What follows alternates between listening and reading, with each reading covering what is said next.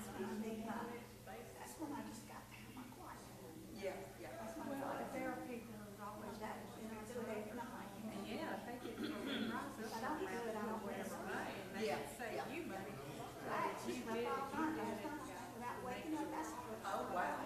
That's amazing. I can't do that. I was gonna tell you, didn't you tell me you was doing some crochet? Oh, I'm not saying there's No. talking about. I'm saying though, but this is kind of, Yeah, yeah. Well, Cause that's I not said, I saw a thing. I thought it was somebody that's was when saying crochet and person. Oh, really? We used to sell those back That would be good. I saw on Pinterest or something, showed up on Instagram. I did recently get a new shirt that had some crochet on it, and I thought, that's kind of cute. It's not really my style yet, but I tried it on. My daughter loved it. Yeah, they want somebody in your family. It was good. Yeah, they made it back fine. So, yeah. Well, came up from Jacksonville. This is the oldest daughter. Yeah. So, and brought my two granddaughters. So they were here for probably about 4 or 5 days.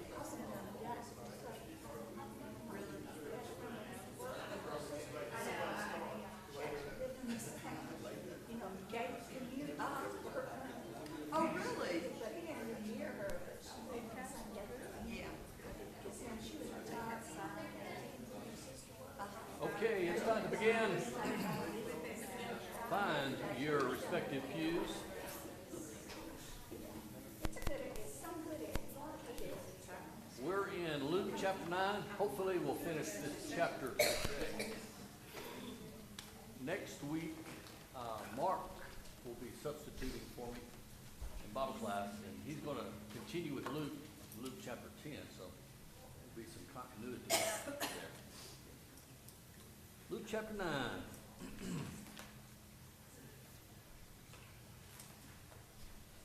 So, after Jesus heals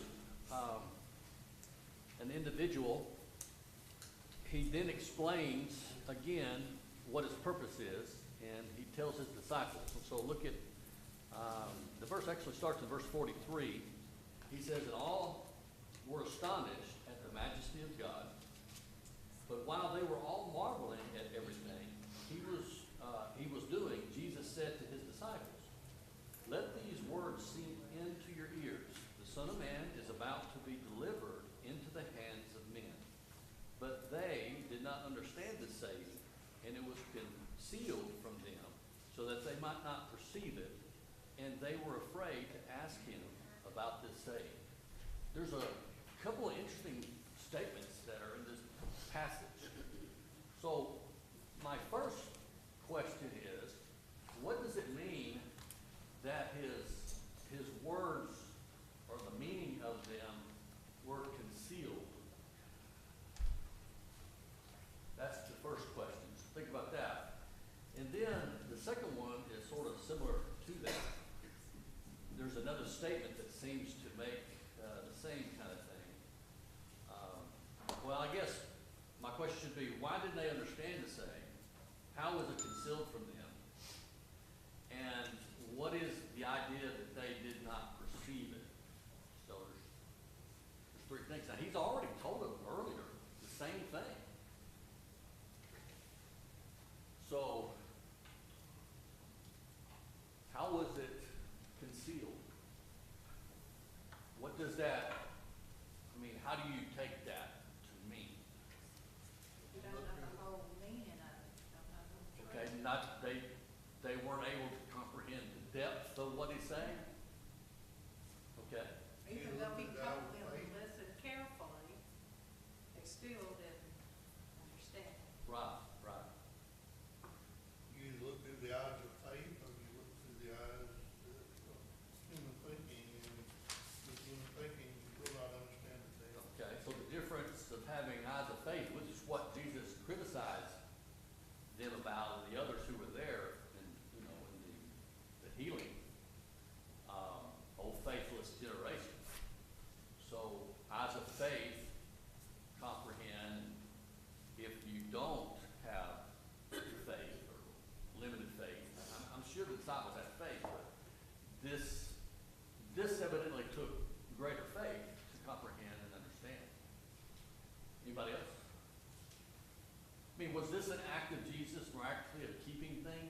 from them until an opportune time? Or is this a way of saying that their lack of insight kept them from understanding fully what he was saying?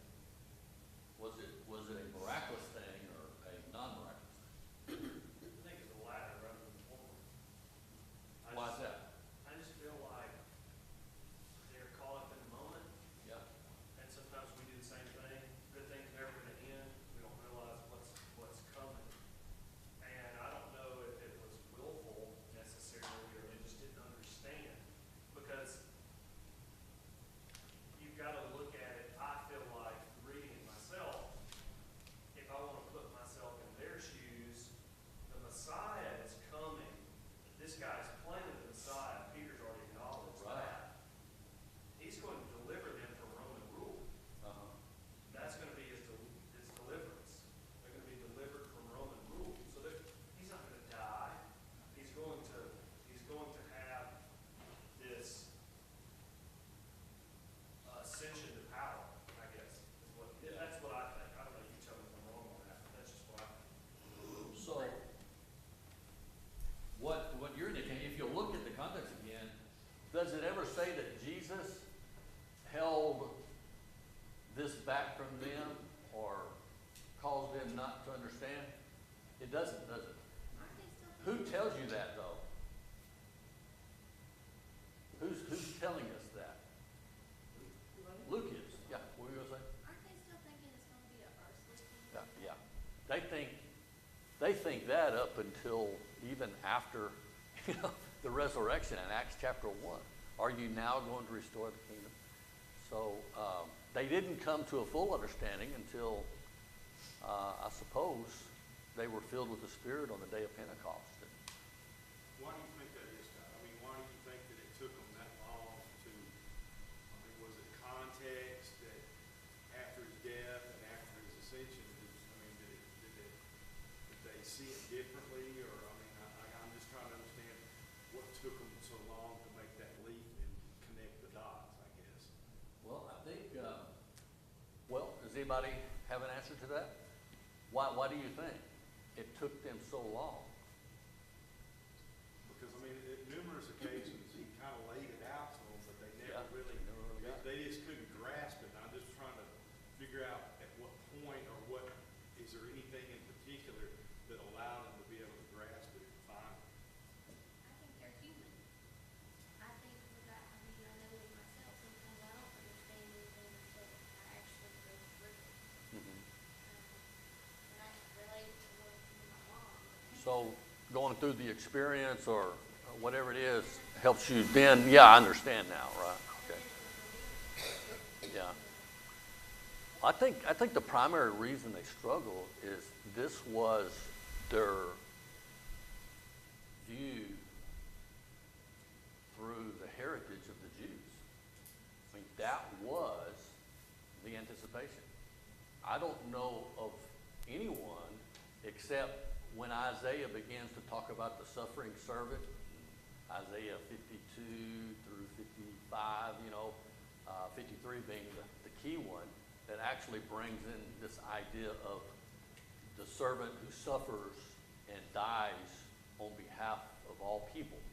That kind of redemptive story. It's kind of like it's there, but who is it talking about? So it's kind of like overlooked or not considered. They saw the text, but no one grasped it under the Jewish theology of the end times. Yes?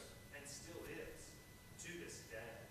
I mean, the whole Israel-Palestine thing Yeah. right now, it still persists, even in conservative politics. Yeah. I mean, it still persists, the idea that Israel is going to ascend to some type of power.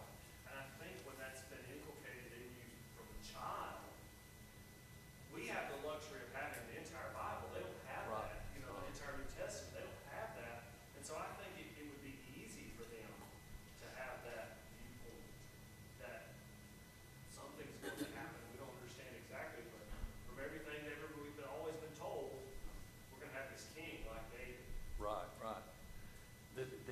thing about it, though, in all of the prophetic voices in the scripture,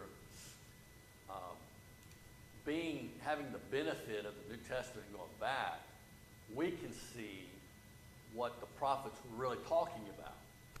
If you didn't have the New Testament to explain, and there was these passages like, the Messiah is on his throne, he's going to reign, all of that. I think that's what it is.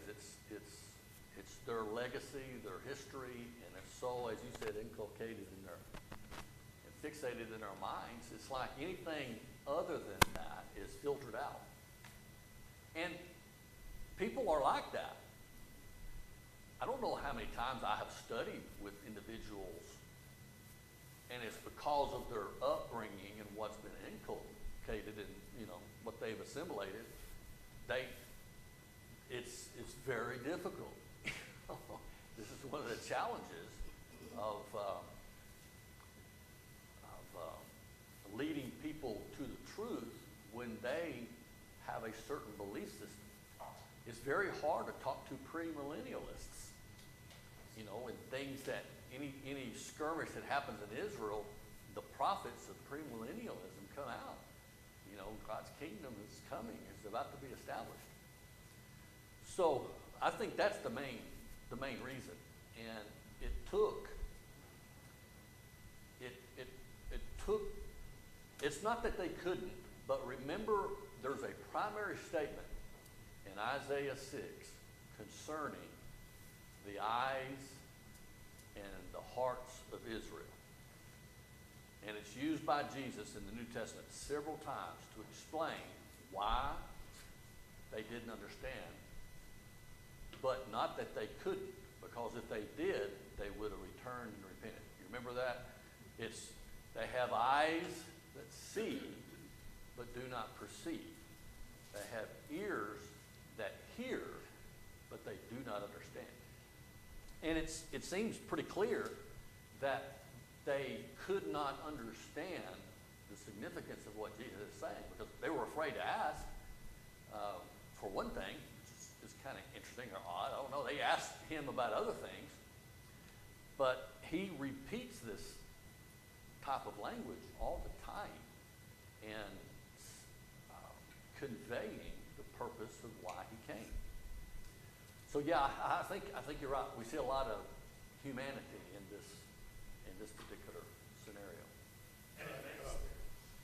Go ahead. He did, also, Jesus confronted them often and said, you hear but you don't hear, you see but you don't see. Right. And you choose, you're blind because you choose to be blind. Right. You're deaf because you choose to be deaf. You're not open. In And 1 that- Corinthians yeah. chapter 1, verse 27, it says, God had chosen the foolish things of the world to confound the wise. Yeah. And God had chosen the weak things of the world to confound the things which are mighty. So sometimes Jesus uses, he knew their hearts, he knew their attitude, and he intentionally did things to separate the good from the bad. Yeah. Yeah, that's why I think Jesus' teaching was so effective, he often sliced through what was customarily accepted or the tradition that was held on to. But even then, it was hard for the Jews and even the disciples to come to an understanding, as you said, because they chose the other thinking. That's their identity. And so it doesn't square with what they've always thought, and so they have a difficult time. This demonstrates, I think, in a lot of ways, the patience of God with us, and also reveals challenges of biases that we can have. That's what I was going to say. Sometimes we do the very same thing. Yes. With individuals who we might be talking with us concerning the scriptures, and we study or talk with them about things with the attitude, I want to prove what I already believe, Yeah. rather than let's search the scripture.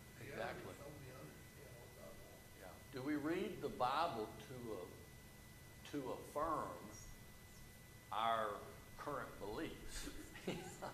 Well, that filters out a lot if you do that. The Bible has a correcting, aura about it, that it corrects traditions and thoughts and intents of the human heart. That's what the Hebrew writer says concerning it. Chapter 4, I believe, about verse 12. It's like a sword, two-edged sword, and it pierces on down.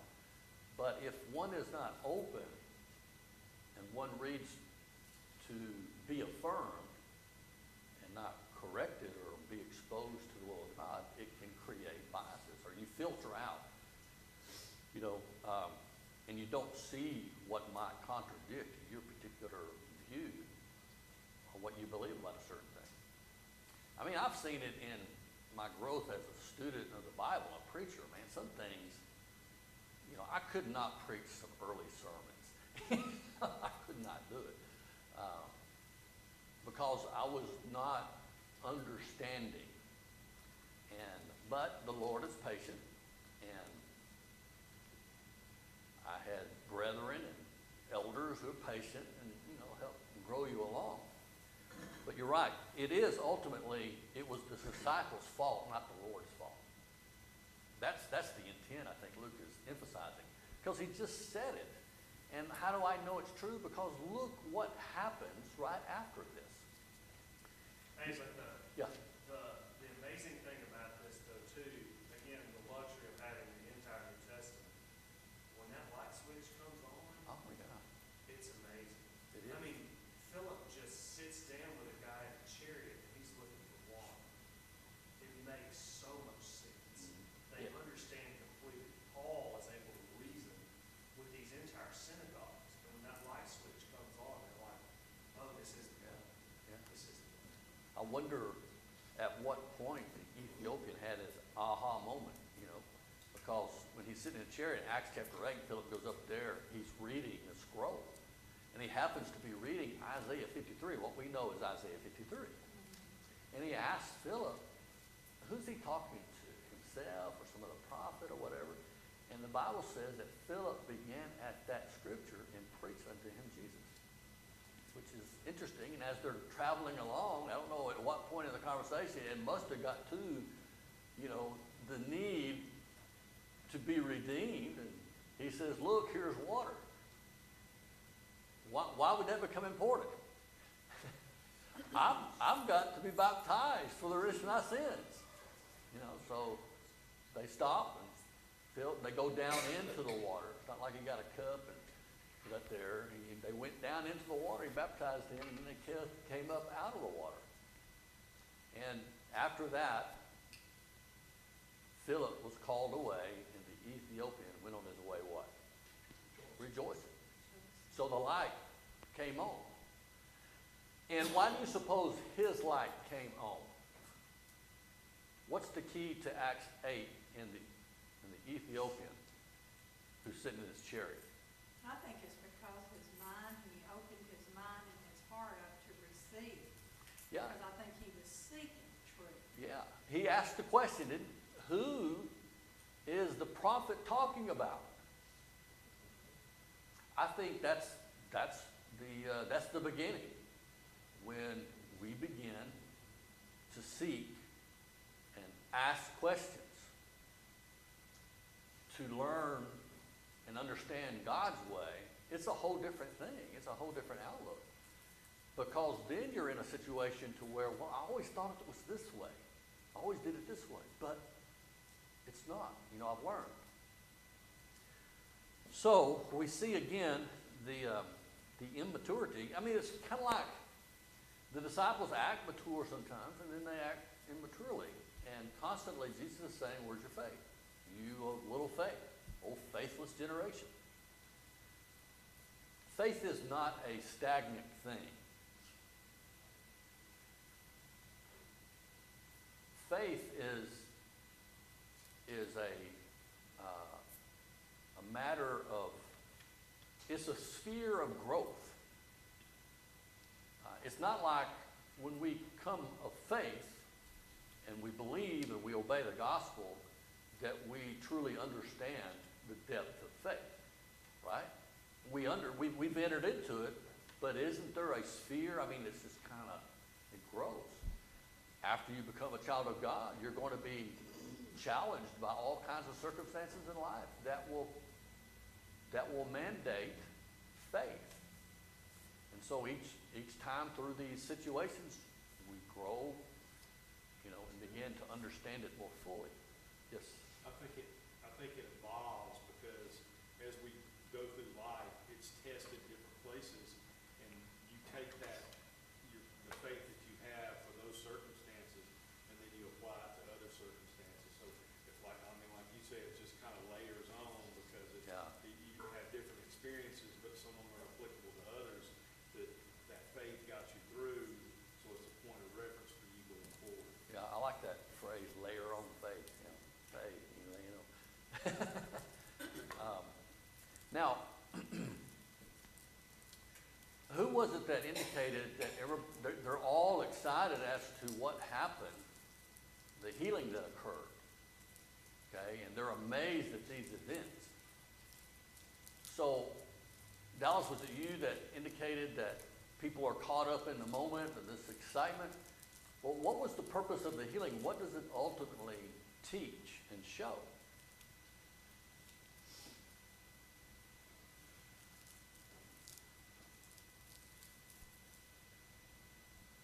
Is it the miracle or the one who does the miracle? No, that's the difference. One can be caught up in the mechanics and the excitement of the situation, but isn't the draw, the attention is to the one who did it? And that seems to me, of all these things, even wonders and miracles and signs, which refer to the miraculous things that occur, were things that pointed people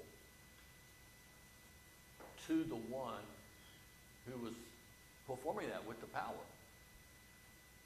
A lot of people get enamored with the event that's going on, where it's the scripture emphasizes the person who's doing it. Now, look at verse 46. And in the midst of all this, Jesus is talking about some pretty serious things. And how is it that in this, I don't know, it almost seemed like a somber situation when he's talking about his death, burial, or is it a context of glory or whatever? In that situation, an argument arose among them as to which of them was the greatest. Isn't that the antithesis of what he wants to convey to them? What's the problem? Why? What does this illustrate? Just their focus on themselves. And I'm glad I wasn't Jesus in the situation, because I just would have turned around and said, hey, none of y'all could cast this demon out. I had to do it, right? Why are you even arguing about they this? failed in the first place, already. So it just baffles me. They can't cast this demon out, and they turn around and they're arguing who's the best around here. Yeah. This to me reveals an ugly little thing about people, and particularly, I think about men. What is it? You're prideful and you are unwilling to, you want affirmation of your abilities and your stature in society. And Christ is trying to make them understand that he's a servant leader up until the point of death, and they're still not getting it. They're not understanding that servant part of it, and part of it goes back to the hierarchy where they're having a king is supposed to be coming back that's ruling. It's that same type of hierarchy, so they're still tied to that, system of looking at affirmation of who's the greatest amongst us by climbing the ladder. What? Greed. Greed. Yeah, that's all part of it. I think there's a little thing about us as males. If we don't temper it and channel it, it can become distracting. but notice the competitive nature. And there's nothing wrong with being competitive, but they're trying to figure out who's the greatest when they have the greatest among them. And so it doesn't matter. Why am I comparing myself? And it falls, it's not just males, but I think we are viciously susceptible to pride and competitiveness that can be distractions to our purpose. So if we get our heads clear and understand this principle, we're going to be in good shape. Better leaders, better husbands and fathers. But this is the naughty little secret to me, it seems. So they wanted to know which was the greatest. So is it Peter? I mean, Peter could say, well, yeah, I was the one that got it right. I confess, that he's the Christ, Son of the living God. Jesus said, yeah, I had it right. Jesus does a lot of things. Peter does a lot of things. Where shall we go? You're the one that has the word of eternal life. He makes a lot of statements. But doesn't Peter also make a lot of mistakes? Yes. And it doesn't get it until finally at the rooster crow. But when Go ahead. it says would be, which one of them would be the greatest? Yeah, they're thinking about when the kingdom comes, who's going to be the greatest and Sit up there with. sit on the right hand, left hand that they've already had a discussion about. Yeah, but it's still, should that be their concern? No, Yeah. I'm wondering though, are they thinking that if Jesus is going to die, or who's going to take his place? Yeah. Is what I'm wondering, if that's what they were arguing over. I don't think they got it at that point, that Jesus is going to die. At this point, I think they were still thinking of our earthly kingdom. Yeah. And who's gonna be. Yeah, because in charge. when it happens that Jesus died, they go back to fishing. It's kind of like, it's all over until there's post, resurrection appearances. And then, things change. So I'm not sure that they've got a picture of something that's noble when this event or what Jesus is saying here. But to me, it's how could such a thing follow such a discussion that Jesus already said?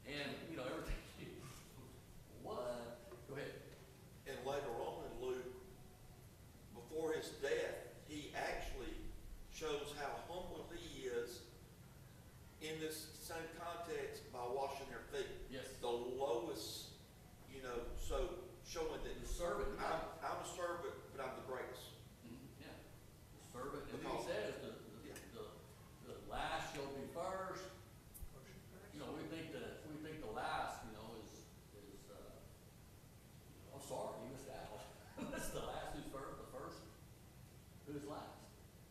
The child placed before them, all of that is in opposition to how they frame everything. Now, he says, for he who is least among you all is the one who is great. And I'm thinking he's using the child. Who's the least among them right now? Well, the child is. John answered, Master. And this is an illustration that's also illustrating their problem with prominence and status. Yes? I think this is also showing sometimes our success in faith. The casting out of this demon is a mountain, a peak in an event, right? This is something that couldn't be cast out by them. Jesus does it. We're associated with him, so thus we are great. Yeah. Well, who among us is the greatest? So we're going to have this argument, right? And so they've had this peak, and sometimes that can happen, I feel like, in my faith. When I have a peak moment of success, it is at that point in which I am Most vulnerable Yeah. to this idea of pride and that I am great, when really it should be a humbling thing for us instead of discussing who's the greatest and you're not associated with us like we're fixing to see. Well, I think that's a danger. Yeah, it's like Israel going in the Red Sea. It's parted for them. And then the Egyptians came through. What happened? The waters came in on them. They all drowned. Great victory. They're set. They had a great victory of faith. God led them. They had them there. They see the pillar of fire during the day, the cloud, at night, the cloud during the day. And so they keep marching forward. What happens? The next event is the golden calf. So I think you're right. Our greatest sense of victory and faith, when we have one of those, we get through it, it's called faith. That's when we're most vulnerable, because then it looks as if we know it all, or we conquer it all, and there's no openings for the enemy. So I go back to the verse, to him who thinks he stands, takes heed lest he fall. We become, if we're not careful. Yes. I think it all goes back to being humble. I can't tell you exactly where it is, but in the Bible where it says, unless we become as humble as a little child, we cannot enter the kingdom of Yeah. heaven. That's what the words of And I Jesus think say. he's trying to instill on his disciples, that I think he's trying to tell them to be humble. Be humble and be open to his word, and stop thinking of yourself and start thinking of others. Yeah. It's just like I was telling Marshall the other day, yesterday, we were doing some work together, and I think I got around telling you I like to watch these YouTube videos of these baby goats. And they always go to a high point, so somebody put a table or something right there. They jump on it, and the others would look around and they jump and knock that one off. And the other would jump on, they kept knocking each other off, kind of key to the hill.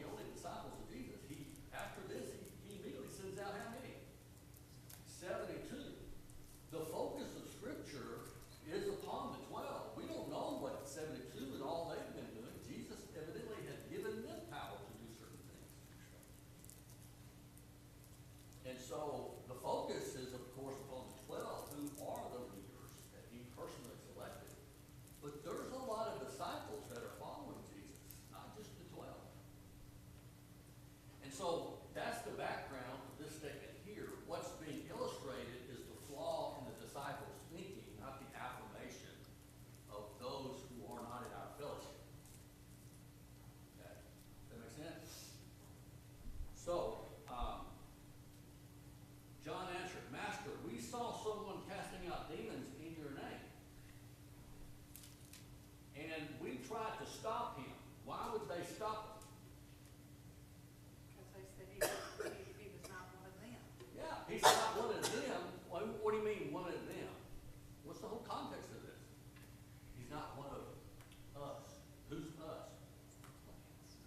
The 12. See, who's the greatest among us?